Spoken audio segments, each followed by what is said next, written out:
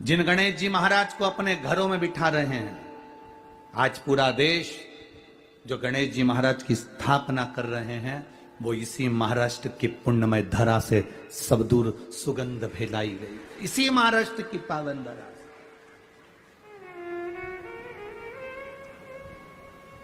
बल्लाल ने माता के चरणों को प्रणाम करा, पिता के चरणों को प्रणाम करा, विद्या अध्ययन करने के लिए भेजा था, पर मन नहीं लगा क्योंकि वो भगवान की सेवा में लगा था।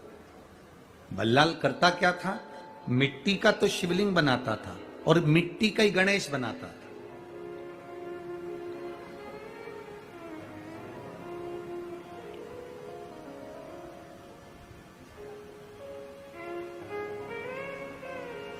मिट्टी का गणेश बना रहे हैं, मिट्टी का शिवलिंग बना रहे हैं और उसकी आराधना कर रहे हैं, उसकी आराधना।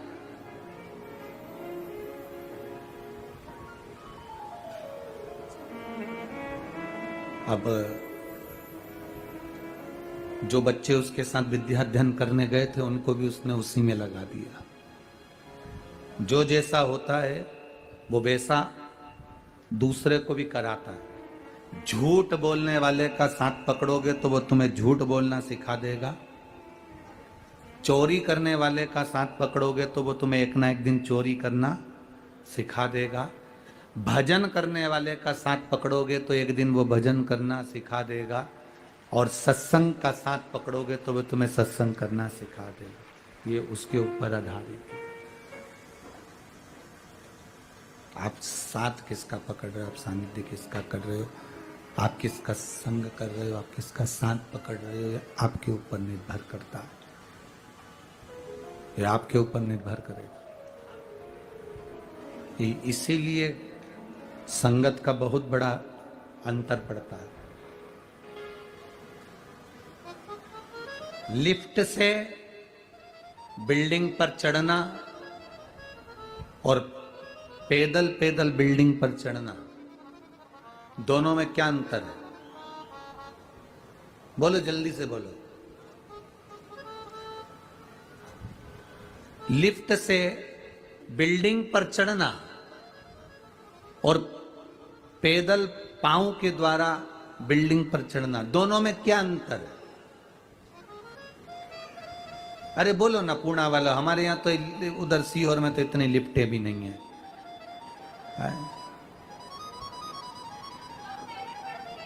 है? कम मेहनत पड़ती है, बेटी बोली है कम मेहनत पड़ती है। लिफ्ट से चढ़ना और पैदल चढ़ना, दोनों में क्या अंतर है? दोनों में केवल एक अंतर भारी है। लिफ्ट से चढ़ते हो तो दूसरे के भरोसे चढ़ते हो। बोलो सही है कि गलत है? दूसरे के भरोसे चढ़ते हो। और अगर पैदल चढ़ते हो तो अपने बल पर, अपने पांव के भरोसे पर चढ़ते हो। अपने ऊपर भरोसा है तुम्हें, अपने पांव पर भरोसा।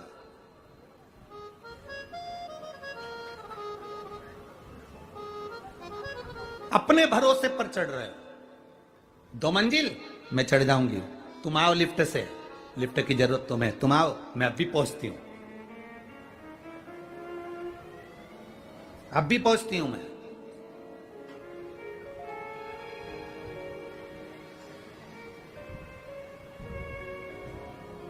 बस शिव महापुराण की कथा यही कह रही है। भगवान से कहना, भोलेनाथ हमें कभी दूसरे की लिफ्ट की जरूरत नहीं पड़े, हमारा भरोसा पक्का रखना, हमारा विश्वास दृढ़ रखना, हमारा भरोसा पक्का रखना। हम अपने ऊपर इतना भरोसा रखें, मुझे मेरे पांव पर, मेरे हाथ पर, मेरे भाग्य पर और मेरे परिवार पर और मेरा अपने आप पर इतना प्रबल भरोसा होना चाहिए कि दुनिया का कोई व्यक्ति जो काम ना कर पाए वो मैं कर कर दिखा दूं। ये भरोसा मेरा पक्का, ये विश्वास मेरा दृढ़ हो।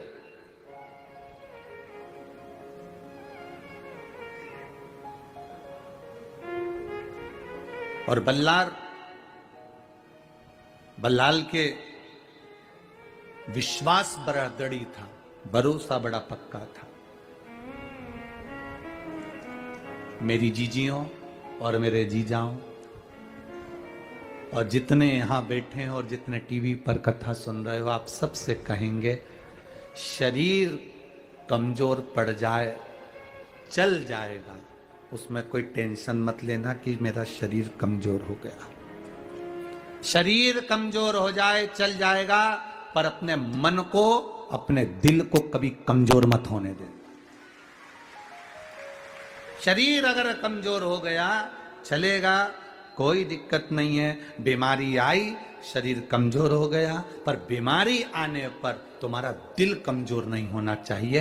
बड़ी से बड़ी बीमारी में भी अगर शरीर बेकार भी हो जाए तो दिल पक्का रखना कि मैं ठीक होकर मानूंगी, यह मेरा विश्वास है। शरीर कमजोर होने से कोई टेंशन मत लो, पर मन कमजोर मत होने देना, दिल कमजोर मत होने देना। व्यक्ति कब टूटता है? शरीर से व्यक्ति जल्दी नहीं टूटता जो दिल से टूटता है, जो मन से टूटता है।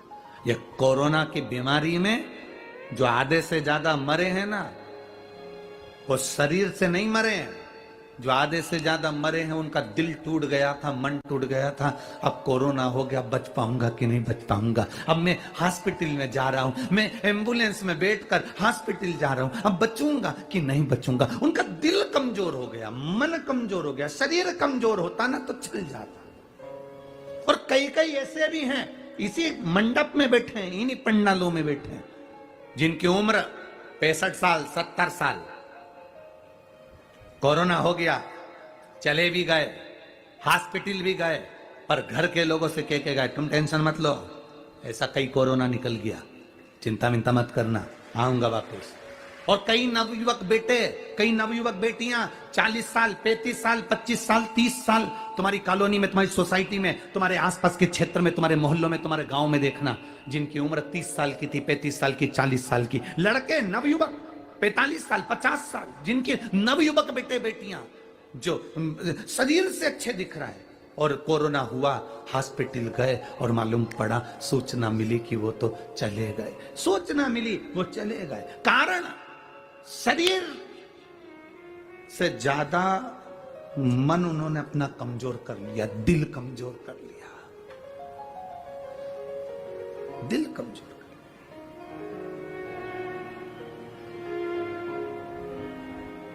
कई छोरा छोरी हमसे मिलने के लिए आते हैं, लड़का लड़कियां, बेटा बेटियां। कोई कहता है मेरे को बड़ा धोखा मिला गुरुजी, मैं बहुत दुखी हूं, मुझे धोखा मिला गुरुजी, मैं बहुत दुखी हूं। तो हमने कहा दुखी हो तो करोगे क्या ये बताओ। अब जिसने धोखा दिया वो तो आराम से पर्स टांग के पेंटिंग मेंटिंग करके पूरा जोरदार आराम से घूम रही, और तू रो रो के मर जा रहा, इससे होगा क्या। हमारा निवेदन है तुम शरीर से टूट गए चलेगा, पर दिल से मत टूटो। अगर लगे कि कोई धोखा दिया है तो महादेव के चरणों में जाकर बैठना प्रारंभ करो, जाओ ना। अगर आप परिक्रमा कर रहे हो, और परिक्रमा का भी नियम है कि तुम कितनी कर रहे हो, जैसे मनकों का नियम नहीं होता। मनकों का नियम होता कि नहीं होता? आपके झोली में आप जो माला जपते हो उसमें कितने मन के होते हैं? 108। 108 मन के किसके लिए होते हैं? सिद्धिता के लिए, भगवान को प्रसन्न करने के लिए, ठीक है। एक होती है 54 मन के की माला। कितने मन के होते हैं उसमें? 54। जब हमारा कोई काम अटक रहा है, हमारा कार्य कोई सिद्ध नहीं हो रहा, हमारा कार्य कुछ रह गया है और बहुत दिनों से अटका हुआ है, तो 54 मनके की जो माला होती है उससे भगवान का नाम जपना चाहिए, कार्य सिद्ध हो जाता है तुरंत। एक होती है 30 मनकों की माला। जब व्यक्ति बहुत बीमार पड़ जाता है, बहुत तकलीफ में हो जाता है, रोगीला हो जाता है, बीमारी छूटती नहीं है, बहुत कष्ट उसको होता है, कुछ ना कुछ रोग शरीर में, कभी बुखार आ रहा है, कभी सर्दी हो रही, कभी घुटना दुख रहा है, कभी कमर दुख रही, कभी हाथ दुख रहा है, कभी पांव दुख रहा है, तो जिसके शरीर में जो कष्ट होता है, तो 30 मनके की माला से जाप करने पर वो हमारा रोग मात्र 2 दिन के अंदर समाप्ति की ओर आ जाता है। हमारा कितना भी तेज बुखार चल रहा हो, कितनी भी तेज बुखार आ रहा हो, तो वो मात्र 2 घंटे 3 घंटे या 2 दिन के अंदर रोग 30 मनके।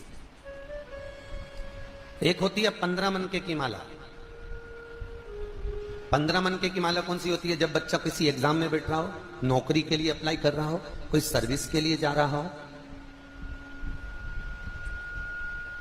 और वो नौकरी के लिए, सर्विस के लिए जब वो जाता है और बहुत एग्जाम में बैठ लिया तो भी सफल नहीं हो रहा, तो 15 मनके की माला से भगवान का कोई भी एक मंत्र जो आप स्मरण कर सकते हो, जिससे आपकी अच्छी पटे, उस भगवान का मंत्र बोलकर 15 मनके की माला से चले जाए, कार्य में सफलता प्राप्त हो जाती है। ऐसा उसको विद्वत्ता मिल जाती है।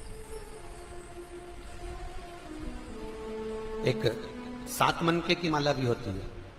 आप लोग कभी संतों को देखना, वो उंगली में पहने रहते हैं, और उंगली में पहने बस वो हाथ में कहीं लपेट, कई लोग हाथ में लपेटे थे, कहीं के हाथ में 30 माला देखोगे 15 मनके की, किसी के हाथ में 20 मनके की। किसी की संतों को देखना, कोई की माला छोटी सी होती है, यहाँ चढ़ जावे तो वो 15 मनके की, 20 मनके की, 30 मनके की, कोई की 7 मनके की होती है, उंगली में फंसाकर 7 मनके की माला जपते रहते हैं। 7 मनके की माला किस लिए होती है? तो कहा अपनी प्रतिष्ठा को पाने के लिए। कोई व्यक्ति आपका धन खाकर भग गया, कोई व्यक्ति आपका पैसा ले गया, कोई व्यक्ति आपका रुपया रख लिया, और वो व्यक्ति को तुम 50 बार बोल चुके, भैया मेरा पैसा दे दे, भैया मेरा पैसा दे दे, भैया मेरा रुपया दे दे, भैया मेरा धन दे दे, और वो व्यक्ति धन नहीं दे रहा, वो व्यक्ति पैसा नहीं दे रहा। और जो व्यक्ति पैसा लेकर बैठ गया और पैसा नहीं दे रहा है, उसके लिए तुमने बहुत प्रयास कर लिया, तो एक बार हल्दी की गठान की 7 मनके की माला बना लो। हल्दी की जो गांठ होती है उसकी 7 मनके की माला, बाजार में हल्दी की माला मिलती है, ठीक है। हल्दी के छोटे छोटे मनके होते हैं, दाने जैसे तुलसी के होते हैं वैसे। 7 मनके की माला हल्दी की गांठ की, हल्दी शंकर के नाम का श्री शिवाय नमस्तुभ्यम मंत्र बोलकर जिस व्यक्ति से धन लेना है, उस व्यक्ति का नाम लेकर मात्र 12 दिन या 13 दिन या 14 दिन उस माला को जप लीजिए। उसके बाद उसी माला को उंगली में पहनकर उसके कंधे पर हाथ रख दीजिए या उससे हाथ मिला लीजिए, वो आपका पैसा आपके घर देकर जाएगा। मनकों में, माला में प्रबलता होती है। उसी तरह व्यासपीठ की परिक्रमा में प्रधानता होती है। हम कितनी परिक्रमा कर रहे हैं? यदि हम 108 परिक्रमा कर रहे हैं व्यासपीठ की, तो हमें सुख का अनुभव कराती है महाराज। आपका यदि कोई कार्य अटक रहा है और आप बहुत दिन से निवेदन कर रहे हो, तो भागवत की 54 परिक्रमा करना चाहिए। 54 परिक्रमा करने से आप जिस कार्य के लिए जा रहे हो, आप जिस काम के लिए लगे हुए, वो काम नहीं हो रहा, तो 54 परिक्रमा से वो कार्य सिद्ध हो जाता है महाराज। 54 परिक्रमा के अलग अलग प्रमाण हैं। जैसे बत्ती के प्रमाण है ना, आपको पहले भी कथा में कहा, गोल बत्ती देवताओं के सामने लगती है, लंबी बत्ती देवियों के सामने लगती है। पीपल के पेड़ के नीचे लगाओगे तो गोल लगेगी। लंबी बत्ती अगर आप लगा रहे हो तो कोई कुल देवी हो, पितर देवता हो, तो इनके सामने लंबी ही लगेगी, इनके सामने कभी गोल नहीं लगेगी। जिनसे तुम अपना वंश मांग रहे हो, जिनसे तुम अपनी संपदा मांग रहे हो, जिनसे तुम अपना सत्ता मांग रहे हो, उन देवी देवता को, उन भगवान को, उन परमात्मा को, वो गुरुजन को, वो ईश्वर जन को, वो पितर जन को लंबी बत्ती ही आएगी। पीपल के पेड़ के नीचे कभी लंबी बत्ती नहीं आती, याद रखना। पीपल के पेड़ के नीचे हमेशा गोल बत्ती है। अगर लंबी बत्ती आपने पीपल के पेड़ के नीचे लगाई है तो उसमें दरिद्रता देवी का वासा हो जाता है, ठीक है, ज्येष्ठा का। और अगर गोल बत्ती लगाई है तो नारायण का वासा होता है, उसमें लक्ष्मी का वासा है। जो लगाता है उसको फलीभूत होती है, उसको श्रेष्ठता होती है। तो यहां परिक्रमा का प्रधान है। और भागवत महारानी की परिक्रमा जब भी करी जाती है तो जहां व्यास जी महाराज बैठते हैं, तो व्यास जी का जो राइट हैंड होता है, जैसे ये भाग, तो इस कोने से परिक्रमा प्रारंभ कर इस कोने पर एक गिनी जाती है। पर ज्यादातर लोग भागवत की जो परिक्रमा करते हैं आगे से प्रारंभ कर आगे जाकर प्रथम मान लेते हैं। पर भागवत के मुखाग्रविंद चरणारविंद का जो स्मरण किया जाता है, भगवान इस प्रकार से लेटे हुए द्वादश अक्षर, तो भगवान के चरणारविंद से परिक्रमा को प्रारंभ कर भगवान के चरणारविंद पर विराम दी जाए। भागवत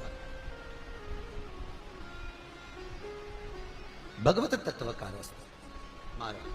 जैसे गणेश जी को 2 तरह की दुर्वा समर्पित होती है, एक हरि दुर्वा, एक श्वेत दुर्वा।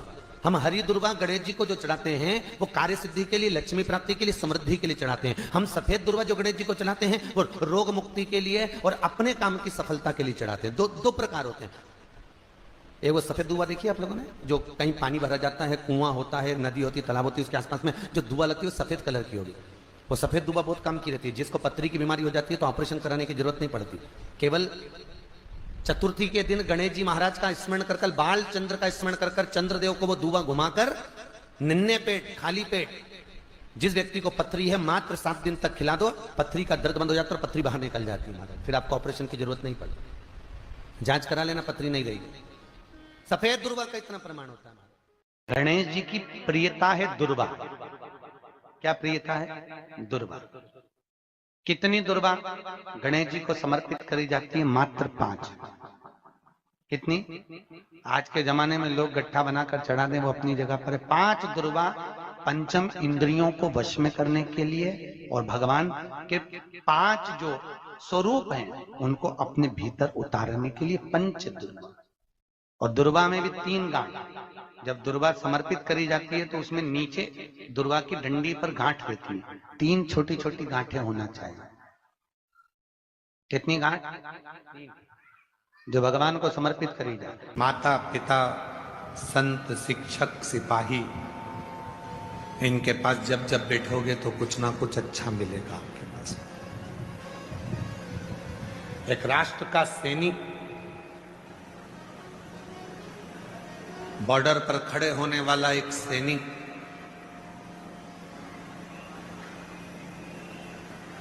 जब रिटायर होकर आपके नगर में, आपके गांव में, आपके क्षेत्र में आए और आपके गांव में वो रिटायर फौजी तुम्हारे गांव में जो रहता है उसके पास थोड़ा बैठना प्रारंभ करो तो तुम्हारे अंदर राष्ट्र और तिरंगे के प्रति प्रेम जागृत होना प्रारंभ हो जाए। एक रिटायर कर्नल, एक रिटायर फौजी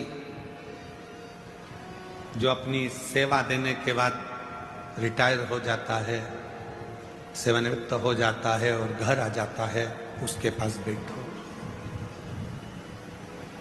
माता पिता की सर्विस चली गई, नौकरी चली गई, रिटायर हो गए, दुकान छोड़ दी, व्यापार छोड़ दिया, रिटायर हो गए, बच्चों ने काम संभाल लिया, तो बच्चों से और परिवार से निवेदन है कि वो अपने बुजुर्ग माँ बाप के पास जरूर बैठें। जितना अनुभव उनकी जिंदगी में है वो तुम्हें देंगे और तुम्हें मंजिल तक पहुंचाने का कार्य करेंगे।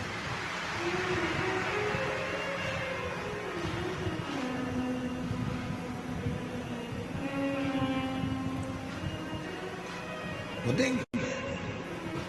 आप उनके पास जाकर बैठो, आप उनके करीब में जाकर बैठो।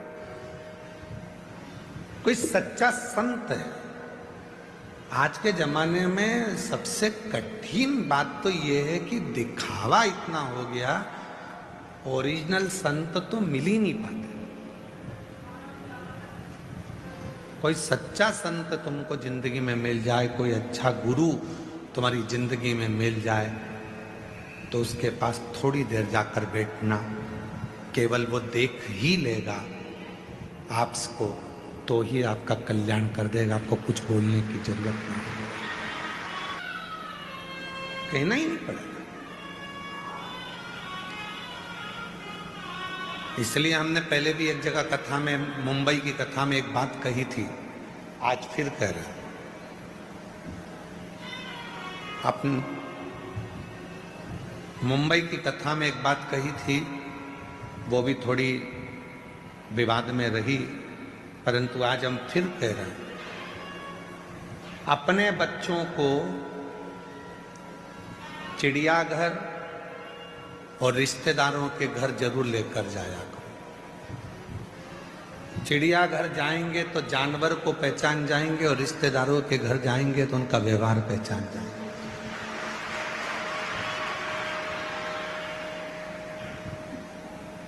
इस बात का बुरा लग गया था, हमने मुंबई में कहा था कि तुमने रिश्तेदारों को जानवर से घोषित कर दिया। हम नहीं कह रहे हैं, हम तो कह रहे हैं व्यवहार पहचानने के।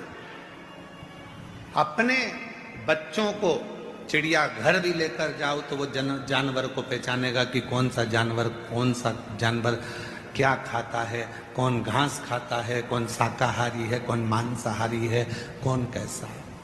और अपने घर के बच्चों को रिश्तेदार के घर लेकर जाओ, उनको मालूम पड़ेगा कि जब अपनी परिस्थिति ठीक नहीं होती है तो लोग कैसा व्यवहार करते हैं, और जब धन आ जाता है तो कैसा व्यवहार करते हैं। लेकर जाओ बच्चों को, चिड़ियाघर भी ले जाओ और रिश्तेदारों के घर भी ले जाओ। मालूम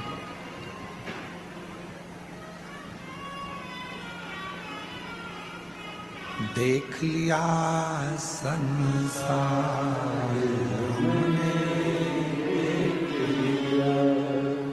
सब मतलब के यार हमने देख लिया, झूठे नाते झूठे झूठे नाते झूठे रिश्ते, अरे झूठा है संसार हमने देख लिया, सब मतलब के यार हमने देख लिया संसार हमने देख लिया। लेकर जाओ बच्चों को, चिड़ियाघर भी लेकर जाओ तो पहचानेंगे कि जानवर कैसा है। बच्चों को रिश्तेदार के घर भी लेकर जाओ तो पहचानेंगे रिश्तेदार कैसा, किस तरह का व्यवहार है उनका। जब धन नहीं होता तो कोई नहीं होता, जब धन बढ़ जाता है, वैभव बढ़ जाता है, सत्ता बढ़ जाती है, कुर्सी पद प्रतिष्ठा बढ़ जाती है, तो ढेरों रिश्तेदार बन जाते हैं। ढेर कौन पूछता था तेरी रहमत से पहले, कौन पूछता था? जब तक तूने कृपा ना करी तब तक कोई ना पूछा, और जब तेरी रहमत होना प्रारंभ हो गई तो लोग कहने लगे ये तो मेरे अपने हैं, मेरा रिश्तेदार, मेरा नातेदार, मेरा कुटुंबी, मेरा अपना। कौन पूछता था तेरी रहमत से पहले, कौन पूछा? इसलिए निवेदन कर रहे हैं, फौजी रिटायर हो जाए तो उसके पास जाकर बैठो, शिक्षक रिटायर हो जाए तो उसके पास जाकर बैठो। शिक्षक रिटायर हो जाए उसके पास थोड़ी देर बैठा करो, वो कहीं ना कहीं तुमको अच्छा ज्ञान देगा, अनुभव देगा।